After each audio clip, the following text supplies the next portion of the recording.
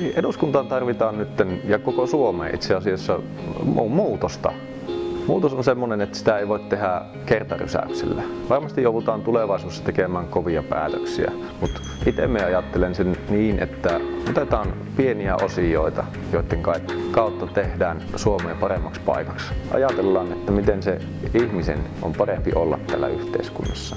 Se voi olla jollekin toiselle sosiaali- ja terveyspalveluiden parantaminen, toisille se on koulumaailma, toisille se on sitä liiketoiminnan edistämistä.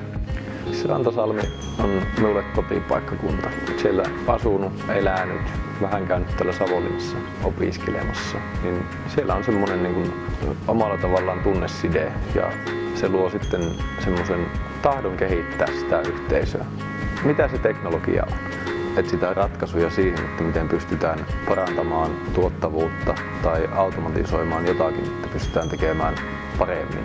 Julkisella puolella me tarvitaan teknologiaa, tietokoneita, videoneuvotteluyhteyksiä, tämmöisiä asioita. Minua huolestuttaa kovasti, että miten ihmiset jaksaa työelämässä. Meidän on ehdottomasti niin valtionkin osalta siihen kiinnittävä huomio. Jos joka päivä jää nuoria työkyvyttömyyseläkkeelle, niin eihän silloin kaikki ole kunnossa. Aluepolitiikka.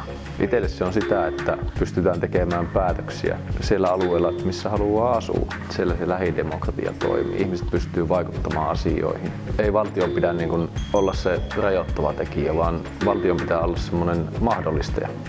Maalla kasvaneena niin monesti luonto on tämmöinen itsestäänselvyys. Sieltä me saadaan sitä kalaa, lihaa, ruokaa.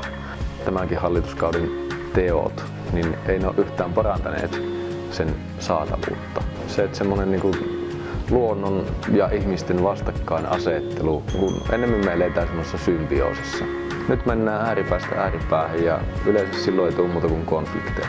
Minulle se on semmoinen mielirauhan tuoja. Nyt kun mä tiedän, että luonnossa on kaikki hyvin, niin kyllä silloin minullakin on.